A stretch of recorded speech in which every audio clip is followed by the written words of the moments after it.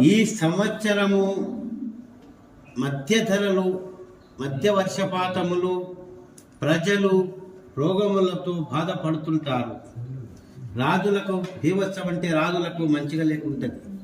ప్రభుత్వ కార్యక్రమాలు ఏది ఒకటి పది అనుకుంటే ఒకటి మాత్రమే జరుగుతుంది. అయితే రావు వర్షము సామాన్యంగా ఉంటుంది. ఈ సంవత్సరము సామాన్యంగా ఉంటుంది. ధరలు పెరుగును. పశ్చిమ రాష్ట్రములో ఇతి బాధలు ఆషాఢాలు అల్పమేఘములు అంటే తుఫానులు ఏర్పడే సూచనలు ఉంటాయి. శ్రావణ మాస భాద్రపద పాదలో ఆశ్వీజ మాసంలో రోగబాధలు అంటే ఆశ్వీజ మాస రోగబాధలు, గోవులు, బర్రెలు, మేకలు ఈసారి రోగములు అధికమవును. పశువుల మీద బంగారు ధరలు పెరుగును.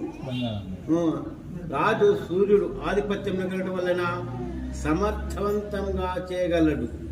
రాజు సేనాధిపతి అర్ఘ్యాధిపతి అయినందువలన రాజ్యంలో దుర్భిక్షం. పక్క దేశాలంటే చైనా కానీ ఏదే కానీ వైరములు ఏర్పడే సూచనలు ఉన్నాయి. ఖండవృష్టి ఆధిపత్యం రాజును